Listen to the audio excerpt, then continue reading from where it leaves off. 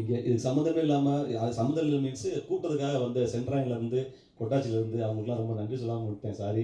நண்பர் மாப்பிள்ளை ஸ்ரீதர் ரொம்ப நன்றி சார். சாரிடா. Okay sir.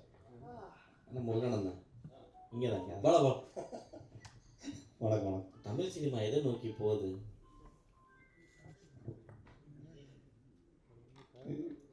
எடுத்தோன்னு இப்படி ஒரு கேள்வி ஃபர்ஸ்ட் கொஸ்டின் ஒரு டஃப்பாக இருக்கு. நகரவே முடியாத மாதிரி. இல்லை நல்ல தமிழ் சினிமான்னு இல்லை நண்பா. நண்பா நம்ம பிளாக் நோட் என்னுடைய பாயிண்ட் ஆஃப் வியூ தான் அது. ஒரு நாடகத்தில் வந்து சினிமா வந்து பிளாக் நோட்டாக வந்து ஈஸ்ட்மென்ட் கலராகி இன்னைக்கு கலராக வந்து ஃபிலிமில் வந்து டிஜிட்டலாக மாறி எல்லாமே நம்மளுக்கு தெரியும் மேக்ஸிமம். அவங்க நம்ம சப்போஸ் தெரியாட்டா கூட நம்ம கேட்டு தெரிஞ்சுக்கிறோம். ஒரு காலகட்டத்துலையும் ஒளி படம் பார்த்ததுலேருந்து தூரதர்ஷனில் ஒரு ஞாயிற்றுக்கிழமை ஒரு படம் பார்த்ததுலேருந்து இப்படி காலங்கள் மாறி தான் வந்திருக்கு. அப்படிங்கிற பட்சத்தில் நம்ம எதெல்லாம் வந்து இது செய்யக்கூடாது அப்படின்னு ஒன்று இருக்கும்ல, அதை வந்து அடுத்த ஒரு 10-20 வருஷத்துக்கு பிறகு செய்கிற மாதிரி ஆகும். இப்போ ஒரே படத்தில் 20 பாட்டு இருக்கும். அந்த பாட்டு வந்து ஒரு 5 பாட்டாக மாறிச்சு. அதுக்கப்புறம் பாட்டு தேவையான்னு மாறிச்சு. இப்படி மாறிக்கிட்டே வருதுல்ல. அந்த மாதிரி மாற்றம் ஒன்றே மாறாது. சினிமாவும் இன்க்ளூட் தானே. ஒரு காலத்தில் வந்து தெருக்கூத்து ஒரு ஆடி மாதம் அங்கே நடக்கும். அந்த தெருக்கூத்தில் கூட இவ்வளோ வல்கராக பேச மாட்டாங்க. நீங்கள் அதையும் தாண்டி வச்சுருக்கீங்க. அதுவும் லேடிஸ் எல்லாம் வந்து இவ்வளோ கொச்சையாக பேச முடியுமா அப்படின்ற மாதிரி இருக்கு. அதை இவ்வளோ தூரம் ஸ்க்ரீன் பண்ணுறீங்க பார்த்தீங்களா, அதுக்கு தைரியம் ஓகே. பட் ஆனால் அது ஸ்க்ரீனில் வரும்போது அடுத்தவங்களுக்கு நம்ம கொடுக்குறோம் போது எல்லாத்தையும் பார்க்கணும்ல. நம்ம இது கேட்ட வார்த்தை ஓகே. நம்ம வீட்டில் இருக்கிற குழந்தைய உட்கார வச்சு காட்ட முடியுமா? அதை யோசிக்கிறீங்களா? ஒரு லேடிஸை இப்படி கேட்குறாங்க அப்படின்னா நம்ம குழந்தைகிட்ட இந்த லேடிஸை திட்டு போய் இப்படி திட்டுப்பான்னு சொல்ல முடியுமா? சொல்லுங்க, நீங்களே சொல்லுங்க. ஒரு அந்த சொன்னால அந்த நடக்கும் தெரியுமா, அந்த ஆடி மாதம் கூத்து டபுள் மீனிங்காக பேசுவாங்க தவிர எடுத்த உடனே டபக்குன்னு ஒரு வார்த்தையை சொல்ல மாட்டாங்க. ஏன்னா பார்க்கக்கூடிய பொதுமக்கள் குழந்தைங்க எல்லாம் பார்க்குது, அதுங்க மனசில் போய் பாதிச்சிடக்கூடாது அப்படின்றது. நீங்கள் நடிச்சிட்டீங்க. பட் நம்மளுக்கு ஆல்ரெடி இந்த படத்துக்கு பேக்ரவுண்ட் வாய்ஸ் லாஸ்ட்டாக ஒருத்தர் கொடுத்துருக்காரு, பெரிய ஆர்டிஸ்ட். ஏன் கடைசி நேரத்தில் விளங்குனா நீங்கள் நினைக்கிறீங்க? டாக்டர் நீங்கள் கூட சொல்லலாம். இல்லை, என்னன்னா ஆக்சுவலாக வந்து அவருக்கு வந்து வேறு ஒரு கம்பெனியில் வந்து ப்ராஜெக்ட் போட்டிருக்காரு. ஸோ அவரோட கான்ட்ராக்ட் போட்டிருக்காரு. அவரோட எல்லா ப்ரொமோஷன் வந்து அவங்க தான் பார்த்துட்ருக்காங்க. ஸோ நாங்கள் வந்து இது பண்ணும்போது 1 year பேக் அப்போ வந்து அவர் வந்து அந்த கான்ட்ராக்டில் வந்து சைன் பண்ணல, இப்போ தான் பண்ணார். ஸோ அதனால் வந்து அந்த கம்பெனி சைடில் வந்து அவருக்கு ப்ரெஷர் கொடுத்துருக்காங்க. சார் இது மாதிரி வந்து உங்களோட நேம் வந்து யூஸ் ஆகுது, ஸோ அது கொஞ்சம் என்ன பாருங்கள் அப்படின்போது அவர் எங்களுக்கு கால் பண்ணி கேட்டார். இது மாதிரி நான் தான் கொடுத்தேன், ஆனால் வந்து இப்போது நான் வந்து கான்ட்ராக்டில் சைன் பண்ணியிருக்கிறதால அதை கொஞ்சம் எடுக்க முடியுமான்னு அவர் கேட்டார். உடனே நாங்கள் வந்து ஓகே சார், ஏன்னா நீங்கள் வந்து எல்லாமே நாங்கள் வந்து கண்டென்ட்டை சொல்லி ஃபுல் டைலாகோட ஆடியோ மெசேஜ் போட்டு இல்லை ஃபுல் கண்டென்ட்டை சொல்லி தான் நாங்கள் வந்து அவர்கிட்ட வந்து வாய்ஸ் ஓவர் வாங்கினோம். அவர் வந்து அப்போ வந்து முழு மனசோட தான் கொடுத்தாரு. இப்போ வந்து சைன் பண்ணியிருக்கிறதால அவர் வந்து அதை மட்டும் எடுத்துருங்க அப்படின்னு சொன்னார். அது இல்லாமல் நீங்கள் முன்னாடி வந்து ஒரு வாய்ஸ் ஓவர் வந்துச்சு, ஸோ அதை பார்த்தாலே தெரியும். சார் சார் ஒரு ஃபஸ்ட்டு சமுத்திரகனி சார் பேசியிருப்பார் ஒரு டைலாக்கு ஸ்டார்டிங்கில். அதுக்கப்புறம் வந்து அந்த ஷார்ட் ஃபிலிம் ரிலீஸ் ஆன பிறகு சரிங்களா 1 day வந்து அதை எடுத்திருக்கீங்க. யார் முக்கியமான ஒரு நிமிஷம் 1 day அது முடிச்சப்போ தான் 1 day சூரி சார் பேசுனதை எடுத்திருக்கீங்க. ஒருவேளை இந்த படத்தை பார்த்ததுனால தான் வந்து இந்த வாய்ஸ் எடுக்க சொன்னாங்களா? இல்லை, அதுதாங்க சார். என்னன்னா அவர் வந்து நாங்கள் வந்து ஃபஸ்ட்டு நாங்கள் வந்து அவங்களுக்கு இன்ஃபார்ம் பண்ணவே இல்லை. இன்ஃபார்ம் பண்ணாமல் நாங்கள் வந்து அதை ரிலீஸ் பண்ணிட்டோம். பண்ணதுக்கு அப்புறம் தான் வந்து சூரி சார் வந்து சைன் பண்ணியிருக்க அந்த கம்பெனி வந்து அவருக்கு கால் பண்ணியிருக்காங்க. அவர் வந்து தான் அதுக்கப்புறம் எங்களுக்கு கால் பண்ணார். அதுக்கப்புறம் ஒரு 6 hours மட்டும் பர்மிஷன் கொடுங்க சார், நாங்கள் எடுத்துறோம் அப்படின்னு சொல்லிட்டு தான் 1 day ஃபுல்லாக இருந்துச்சு. அதுக்கப்புறம் நாங்கள் வந்து திரும்ப ரீஎடிட் பண்ணி அதை வந்து உங்ககிட்ட என்ன சஜஷன்ஸ் கேட்டாங்க, என்ன சஜஷன் சொன்னீங்க நீங்கள்? ஏன்னா வந்து ஏங்க இவ்வளோ வல்கரான வார்த்தைகள்லாம் வச்சு என் வாய்ஸ் போட்டாங்கன்னு சொல்லிட்டு கேட்டாங்களா, இல்லை வேற மாதிரி ஏதாவது சொன்னாங்களா? இல்லை அது மாதிரிலாம் எதுவுமே சொல்ல கிடையாது. ஏன்னா நாங்கள் எல்லாமே வந்து முன்னாடியே அவருக்கு வந்து நாங்கள் வாய்ஸ் மெசேஜில் போட்டு தான் அந்த ஆடியோவே நாங்கள் வாங்கினோம். அந்த பேக்ரவுண்டு இதுக்கு ஃபுல் கண்டென்ட்டை சொல்லிட்டு அது மாதிரி கடவுள் வந்து ஒருத்தவங்க சாபம் கொடுக்குறாரு, ஃபுல்லாக வந்து கெட்ட வார்த்தைகள்லாம் இருக்குன்னு சொல்லி தான் நாங்கள் வந்து வாங்கினோம். அவர் என்னென்னா இப்போ வந்து ஒரு சைன் பண்ணியிருக்காரு ஒரு கம்பெனியில். அவரோட ப்ரொமோஷன் எல்லாமே அவர் தான் பார்த்துட்டு இருக்கிறதால அவர் வந்து சரி இப்போ நான் சைன் பண்ணியிருக்கேன், ஸோ தயவு செஞ்சு அதை மட்டும் எடுத்து முடியுமா அப்படின்னாரு. அவர் சொன்னோன்னே நாங்கள் எடுத்துட்டோம். ஹீரோ சார் சார் சொல்லுங்கள் சார். இதற்கு தானே ஆசைப்பட்டார் பாலகுமாரை வந்து ஆமா. ஸ்டார்டிங்கில் இந்த எக்ஸல்ற மாதிரி ஒரு பேச்சு ஆமா. சரிங்களா, அப்போவே அசிங்கமான வார்த்தைகள். இல்லை அப்புறம் அதில் பேச இல்லை மற்றவங்க அந்த படத்தை நிறைய பேர் பேசியிருப்பாங்க, அதில் பீ போட்டிருப்பாங்க. இதற்கு தானே ஆசைப்பட்டீங்களா நீங்கள்? சார் சத்தியம் ப்ராமிஸ் அப்படி இல்லை சார். நம்மளுக்கு வர கேரக்டர் அப்படி ஜாலிக்காக வருது. நீங்கள் கேட்குறதுல நியாயம் இருக்குது. வரும்போது நம்ம என்ன சொல்ல, நீங்கள் சொன்ன ஒரே வார்த்தை தான், அந்த டேரக்டர் என்ன சொல்கிறாங்களோ அதை செஞ்சு தான் ஆகணும் நடிகனா. நம்மளால் முடிஞ்ச அளவு தான் அதில் வந்து ஒப்பீனியன் சொல்ல முடியும். மற்றபடி நம்ம நடிச்சார் ஆகணும். கதாபாத்திரத்தை வந்து எடுக்கும்போது ஒரு ஆர்டிஸ்ட் எடுத்தாங்கன்னா அதே ட்ராவல் பண்ணுவாங்க. இப்போ நீங்கள் இந்த ட்ராவல் எடுத்திருக்கீங்க, ஹீரோவா எடுத்திருக்கீங்க. ஸோ வந்து இதே கேரக்டர் தான் உங்களை வந்து மென்ஷன் பண்ணி எல்லாரும் கூப்பிடுவாங்களா? இல்லை ஜி அப்படி கூப்பிட மாட்டாங்க. ஏன்னா நம்ம பார்த்துருக்கோம் எவ்வளோ விஷயம். இப்போ இது நம்ம சிங்கப்புலியான எவ்வளோ பெரிய காமெடியன், திடீர்னு பார்த்தா ஒரு மகாராஜா வேறு மாதிரி ஒன்று பண்ணார். அதுக்கான காலகட்டம் சினிமாவில் வந்துருச்சு. இப்போலாம் முதல்ல அந்த ஒரு படத்தை போலீஸ்னா கடைசியாக 10 வருஷமாக போலீஸ் நடிக்கிறதுலாம் இப்போ இல்லை. இப்போ மாறி யோசிக்கிறாங்க. பயங்கரமான கிரியேட்டர்லாம் வந்துட்டாங்க. ஒரு காமெடியன் ஹீரோ ஆகிறாரு, ஹீரோ வந்து காமெடி பண்ணுறாரு. ஒரு பயங்கரமான ஒரு சாதாரண ஒருத்தர் ஆக்ஷன் ஹீரோவை பண்ணுறாரு, ஒரு ஆக்ஷன் ஹீரோ பண்ண ஒரு காமெடி பண்ணி இப்படி மாறி வந்துருச்சு. அதனால் வந்து இது வந்து ஜாலியாக போயிருந்துச்சு. எதுவுமே ஒரு நிலையாக நிற்காது. எல்லோருக்கும் வணக்கம். வணக்கம் சார். எல்லோருக்கும் வணக்கம். வணக்கம் சார். என்ன வந்து ஒரு 70 வயசுக்கு பின்னோக்கி கொண்டு போயிட்டீங்க. எப்படின்னா தாத்தா பாட்டி எல்லாம் கதை சொல்லுவாங்க. நாங்கள் லீவுக்கு வரும்போது பாட்டி சொல்லுவாங்க ஒரு கதை, நல்ல வார்த்தைகள் பேசணும், பொறாமல் இருக்கக்கூடாதுன்னு. அப்போ என்ன இருந்தாங்க, 2 ஹஸ்பண்ட் அண்ட் ஒய்ஃப் ரொம்ப சண்டை போட்டுட்டு ஹஸ்பண்ட் வந்து சோத்த மூட்டையை கட்டிட்டு போகிறான், சம்பாதிச்சுன்னு வரேன்னு போய் மரத்தில் கட்டி விட்டுட்டு தூங்குறான் கீழே. பகவான் வந்து அதை சாப்பிட்டுட்டு வரம் கொடுக்குறாரு. என்ன வரம் கொடுக்குறாருன்னா 3 தேங்காய் உடைக்கணும், நீ என்ன நினச்சி உடைக்கிறியோ அது நடக்கும்ட்டு. உடனே அவன் போகிறான், போய் தேங்காய் வாங்கி உடைக்கிறான். உடைச்சி இந்த வீடு பெரிய வீடாகணும், எல்லா வசதிகள்லாம் இருக்கணும், ஊருக்கெல்லாம் சாப்பாடு போடணும்னு போடுறேன். பக்கத்து வீட்டுக்கெல்லாம் பொறாமப்பட்டு ஐயோ எப்படி எல்லாம் பண்ணுறான் திடீர்னு கேட்ட உடனே இந்த மாதிரி நான் சாப்பாடு முட்டையை கட்டி போய் வச்சுட்டு எனக்கு கடவுள் அனுப்பணும், நீங்களும் போங்கன்னு அவன் பொண்டாட்டி இது பண்ணுறான். உடனே அவன் எடுத்துகிட்டு போகிறான். அவன் என்ன சொல்கிறான், 3 தேங்காய். இந்த 3 தேங்காயை வாங்காதபடிக்கு இவன் என்ன பண்ணுறான், தென்னை மரத்து மேலே ஏறி திருடுறான். திருடும் போது மட்டை இதுவாகுது, கீழே தொங்குறான்.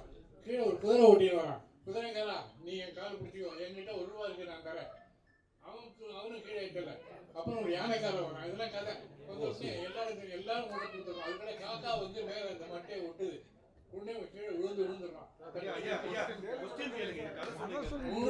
3 காயை எடுத்துட்டு வந்துட்டு இப்பதான் விஷயம் வருது. 3 காயை எடுத்துட்டு வந்து பூஜை பண்ணிட்டு இது பண்ண போறான். தேங்காயை உரிக்கிறான். ஒரு பையன் அங்கேருந்து வந்து இவன் சிடுமூஞ்சிக்காரன் வந்து என்னவா தேங்காய் நாள் உரிக்கிறான். இல்லை, அந்த இடத்துல ஒரு கெட்ட வார்த்தையை சொல்றான், மயிலை உரிக்கிறான். வீடு பூரா மயிலாயிடுது. அடுத்த அவன் என்ன பண்றான்னா இன்னொருத்த வந்து மாமா இன்னைக்கு தேங்காய் பத்தை வேணும், இளநீர் வேணுங்க, குட்டி செவரு அப்படின்னு சொல்லிட்டு உடைக்கிறான். வீடு குடிச்சவராயிடுது. அடுத்தாப்புல என்ன பண்றதுன்னு பாக்குறான். என்ன பண்ணுவோம், ஒன்றும் வேண்டாம் எனக்கு இருந்தபடியே இருந்தா போறோம்னு சொல்லி 3ஆவது காய் உடைக்கிறான். இதுலேருந்து என்ன நீ பொறாம விடக்கூடாது அப்படின்னு சொல்ற கதைகள் நிறைய. ஒரு இதை ஞாபகம் வந்து அந்த அந்த வார்த்தை தான் அது இதாக செயலாக மாறி இருக்கு. சூப்பர் சோப்பனா. அண்ணாச்சி தம்பி இங்க முதல் டைம்ல வந்து ஃபர்ஸ்ட் கடவுளா வந்திருக்கீங்க. ஃபர்ஸ்ட் ஆசீர்வாதமே பயங்கரமான ஆசீர்வாதம். சரி வரமே அந்த ஹீரோக்கு இப்போ ஆசீர்வாதம் பண்ணுறதா இருந்தா யாருக்கு பண்ணுவீங்க, என்னன்னு பண்ணுவீங்க இந்த டீமுக்கு? இந்த மாதிரி ஒரு அற்புதமான கேள்வி கேட்டாலும் உங்களுக்கு தான் முதல் ஆசீர்வாதம் பண்ணுவாங்க. ஆமாம், இது ஏன்னா இப்போ சமீப காலமாக பத்திரிகையில் வந்து பரபரப்பாக அண்ணன் நீங்கள் அப்புறம் நம்ம மூத்த பத்திரிகையாளர்கள்லாம் பயங்கரமான கேள்வி கேட்குறதுல ஆமாம், இன்று முதல் நீங்கள் வந்து முதலிடத்திற்கு வரணும் அப்படின்னு சொல்லி ஒரு வரம். ரொம்ப நன்றி அண்ணாச்சி. அந்த கடவுளாக நடித்த அனுபவம் சொல்லுங்க. ஏன்னா வந்து எந்த ஒரு கடவுளை வந்து இது மாதிரி ஒரு ஆசீர்வாதம் கொடுத்து நாங்கள் படத்துலையும் கேட்டதில்லை, படத்துலையும் பார்த்ததும் இல்லை, கேள்விப்பட்டதும் இல்லை. உங்களுக்கு ஸ்கிரிப்ட் சொல்லும் போதே ஏதாவது சொன்னாங்களா? ஏன்னா அவங்க ஹஸ்பண்ட் ஒய்ஃபு, ஏன்னா ஸ்கிரிப்ட் எழுதும் போதே வந்து அசிஸ்மாக தான் பேசியிருப்பாங்க வீட்டில், அதெல்லாம் இதை மென்ஷன் பண்ணாங்களா? அது ஒன்றும் இல்லை, அது அதான் சொன்னாங்களா இல்லை, அன்றைக்கி ஷூட்டிங் வந்து ஒரே நாள் தான். இப்போ எனக்கு வந்து அண்ணே வந்தீங்கன்னா ஒரு 2 ஹவர்ஸில் முடிச்சவங்களை அனுப்பி அப்படி சொல்லி கூப்பிட்டாங்க. எனக்கு கதை ஃபுல்லாலாம் எனக்கு கதை தெரியாது. அவன் என்ன நீங்கள் ஒரு கடவுளாக நடிக்கிறீங்க அப்படின்னாங்க. அந்த கடவுளாக நடிக்கிறதுக்கு ஏற்பட்ட சோதனை பார்க்கணும் மாதிரி எங்கள் அப்பா அவ்வளோ பெரிய மழை, இதில் வேறு வெள்ளை ஷூ வேறு, வெள்ளை கோட்டு, வெள்ளை சட்டை. எந்த கடவுள் கோட்டு போட்டு வந்தாருன்னு நான் வந்தோடனே கேட்டேன். அவன் இது கிறிஸ்தவ கடவுளா இல்லை இந்து கடவுளா அப்படின்லாம் கேட்கும்போது அப்படிலாம் யாரும் கேட்டக்கூடாதுன்னு சொல்லி தான் கோட்டு போட்டுக்க வெளிநாட்டு கடவுள் அப்படின்னு சொல்லி மாற்றிட்டாங்க. அந்த வெள்ளை ஷூவை அந்த மழை தண்ணி காயிற வரைக்கும் உட்காந்து அதை போட்டு நடிக்கிறதுக்குள்ள நான் பட்ட அவஸ்தை. அதனால் ரொம்ப சிரமப்பட்டு தான் முதல் கடவுளாக நடிச்சிருக்கோம். ஆனால் அடுத்தாப்புல கடவுளாக நடிக்க மாட்டேன், கவலைப்படாத. பெண் இயக்குனர் கொஞ்சம் மேடம், எப்பவுமே வந்து ஒரு ஆண்கள் வந்து பெண்களை திட்டுனாலும் சரி, வேற யார் திட்டினாலும் சரி, பெண்கள் குறியீட்டாக சொல்லி தான் திட்டுவாங்க. ஸோ அந்த வார்த்தையில் வந்து பெண்களுக்கு நிறைய அதிருப்தி உண்டு. ஏன்னா நம்ம எது சொன்னாலும் பெண்களை வச்சு தான் மையப்படுத்தி தான் திட்டுவாங்க. ஸோ கதை எழுதும் போது அந்த விஷயத்தில் இது சொன்னாங்களா, டேரக்டர் வந்து 2 பேர் கதை எழுதியிருப்பீங்க, ஏதாவது முரண்பாடு இருக்குதா?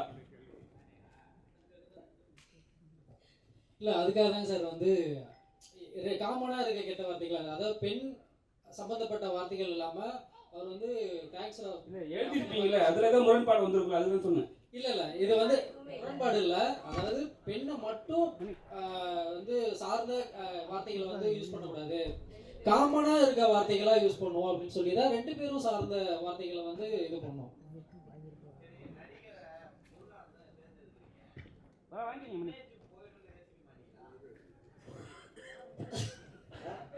அவர் வளர்ந்து வராருல்ல, அவரு எல்லாருமே கஷ்டப்பட்டு வரோம். அது கொஞ்சம் ரொம்ப முக்கியமானது இல்லை. நம்ம எடுக்கிறோம், நம்ம விற்கிறோம், அது பிஸ்னஸ். சினிமா அடுத்தவங்களுடைய இமேஜ் ஒன்று இருக்குல்ல, அவங்க உங்களுக்காக அவர் நடிக்கிறாரு. ஆமா, இது வந்து அதுக்காக நான் கேட்கறேன். ஏன்னா இது அவரை இல்ல எங்களுக்காக எடுக்கிறதுக்காக இல்லை, ஃபியூச்சர் என்ன பெரிய ஹீரோ, நடுவில் நல்லா காமெடி பண்ண ஆரம்பிச்சிருக்காரு. இப்போதான் அப்கமிங்ல வந்துட்டு இருக்காரு.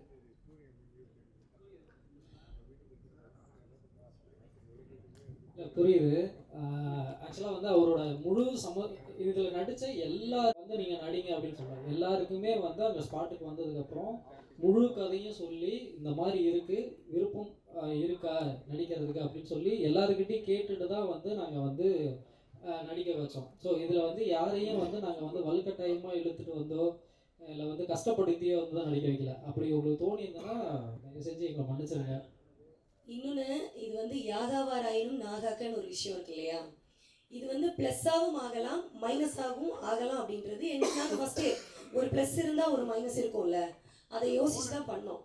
ஆனால் அதே நேரம் எவ்வளோ காலத்துக்கு தான் இன்னும் ஒரு சில வார்த்தைகள் பேசி அந்த பெண்களை பேசுறது, ஆண்களை பேசுறது, பொதுவெளியில் ஒரு குட்டி சோரில் 4 பேர் உட்காந்துருக்காங்க, ஒரு பொண்ணு போனால் எடுத்த உடனே ஒரு கெட்ட வார்த்தையை போட்டு தான் செம ஃபிகர் இல்லைன்னு சொல்கிறாங்க. இந்த மாதிரி ஒரு அட்மாஸ்பியர் இருக்குல்ல, ஒண்ணு இதை மாற்றணும், இல்லை அந்த இடத்துக்குள்ளே போய் தான் நம்ம சொல்லணும்.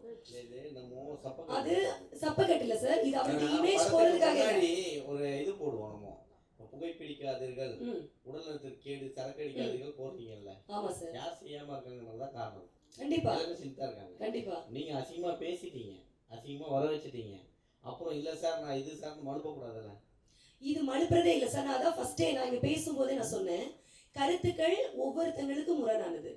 அது வந்து காயப்படுத்தினாலும் நான் மன்னிப்பு கேட்டுட்டேன், காயப்படுத்துறதா நினைச்சாலே மன்னிப்பு கேட்டுட்டேன். காயப்படுத்துறது இல்ல, இல்ல இல்ல யாரையும் காயப்படுத்துறது நீங்க சொல்றதுதான் சார் சொல்றேன். கல்ல தூக்கி போட்டுருக்கீங்க. நான் கரெக்ட், நான் அதுக்கு தான் சொல்றேன். ஐசியூல போய் படுத்துடுங்க அப்படின்றீங்க நீங்க. உங்களுடைய கருத்து என்னுடைய கருத்து இல்ல, என்னுடைய கருத்து உங்களுடைய கருத்து இல்ல.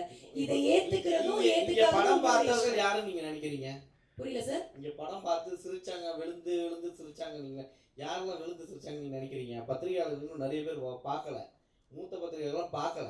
சரி, பார்த்துருந்தாங்கன்னா வேற மாதிரி, இன்னைக்கு ப்ரெஸ் மீட்டே வேற மாதிரி இருந்திருக்கும். தப்பில்ல சார், என்ன கேள்விகள்னாலும் கேட்கலாம் சார். கருத்து சுதந்திரம் உள்ள இடம், நீங்க கேளுங்க, நாங்க பதில் சொல்றோம். பதில் சொல்ல வேண்டியது எங்களுடைய கடமை. நாங்க வந்து என்னன்னா, இவருடைய இமேஜை போறதுக்காக இந்த படம் எடுக்கல. 4 பேர்கிட்ட இந்த கருத்து ரீச் ஆகணும். அடித்தட்டுல இப்போ வந்து ஒரு பெரிய இடத்துல ஒரு பாலிஷான ஒரு சூழல்ல இருக்கிறவங்களுக்கு அந்த கெட்ட வார்த்தைகள் இருக்காது, காயங்கள் இருக்காது.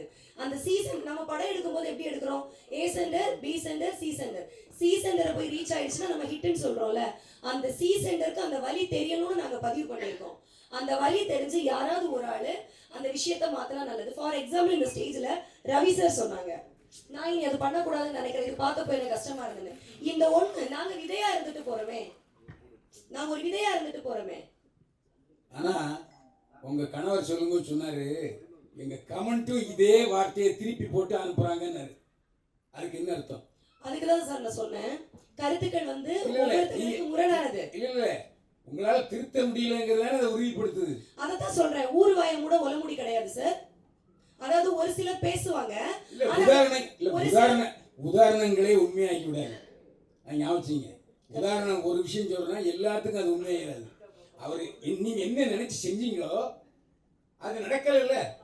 அது 100% நடக்கலைன்னு சொல்ல முடியாதுல்ல சார். அவர் சொன்னாரு அவங்க இல்லை சார் அது வந்து உண்மைதான்.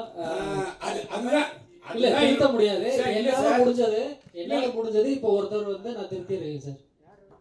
ரவி வெங்கட் அவர் வந்து இப்போ ஸ்டேஜில் சொன்னார், இந்த ஷார்ட் ஃபிலிம் நடிச்சதுக்கு அப்புறம் தான் வந்து நான் வந்து கெட்ட வார்த்தை பேசுறதை வந்து கம்மி பண்ணியிருக்கேன் அப்படிங்கிறாரு.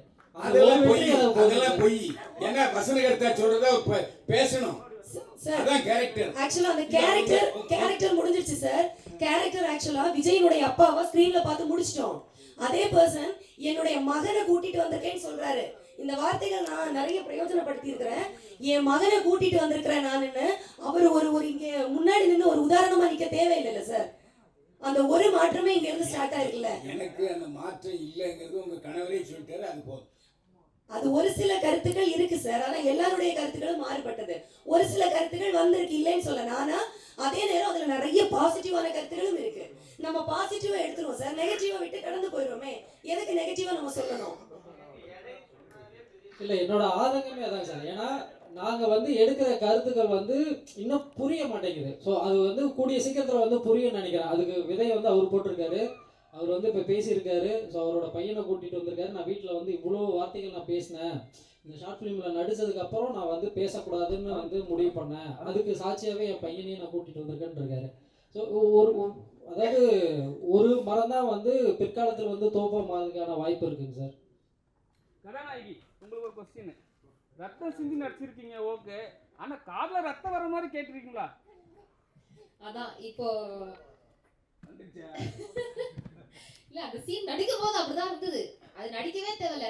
அதாவது நம்ம கஷ்டப்பட நடிக்க தேவையில்ல. இயற்கையாவே அந்த அந்த அந்த மாதிரி பேசுறது கேட்கும் போது ஆட்டோமேட்டிக்காவே அந்த ரியாக்ஷன் அப்படி வந்துருச்சு.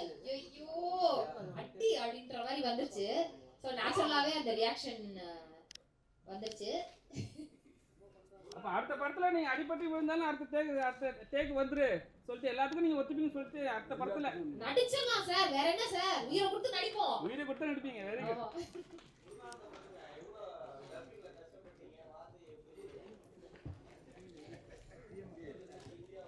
இல்லை அது வந்து நானே சொன்னேன். ஏன்னா ஒரு ஸ்பாட்ல வந்து அவர் மட்டும் டப்புன்னு வந்து நிறைய கெட்ட வார்த்தைகள் பேசிட்டாரு அவரு. அதாவது நாங்கள் டைலாக்ல எழுதி கொடுத்ததை விட தாண்டி அதிகமாகவே பேசிட்டாரு. ஆமா அவர் வந்து சென்டர்ல அண்ணாச்சி கூட வந்து சொன்னாரு, இவரு பேசுறத பார்த்து அவரும் காண்டாயி அவரும் திட்ட ஆரம்பிச்சாரு. அண்ணாச்சி அப்படி இல்லை, நீங்க கடவுள், அவர் எவ்வளவு திட்டினாலும் நீங்க அமைதியா போங்க. ஏன்னா வந்து நீங்க தான் வந்து எல்லாரையும் திருத்தணும். ஸோ நீங்கள் வந்து இதை பண்ணிடக்கூடாது அப்படின்னு சொல்லிட்டு அவரை வந்து அதுக்கப்புறம் வந்து பேசாமல் ஆனால் உண்மையாகவே வந்து கஷ்டப்பட்டாங்க. ஏன்னா வந்து வார்த்தைகள் வந்து நிறைய விட்டதுக்கப்புறம் அங்கே வந்து பார்த்தா இது என்ன வார்த்தை நான் பேசினேனே தெரியல. ஏன்னா நாங்கள் மைக்கை வச்சு எடுக்கல. அந்த இடத்துல ஃபுல்லாக கீழே ஃபுல்லாக சகதியாக இருந்ததால மைக்கு கூட வைக்கல. அவர் மட்டும் பேசிட்டாரு. அங்கே போனோடனே வந்து வாய்ஸ் கேட்கல. தம்பி நாங்கள் என்னப்பா பேசினேன் என்னன்னே தெரியலையே அப்படின்னு ஏதாவது அடிச்சு விடுங்க. நீங்கள் ஃபஸ்ட்டில் பார்த்தீங்கன்னா லிப்பு வந்து சிங்க் ஆகாமல் இருக்கும். ஏன்னா அவர் அங்கே பேசினது வார்த்தை வேற, திரும்ப டப்பிங்கில் வந்து பேசின வார்த்தைகள் வேற. Okay, thank you.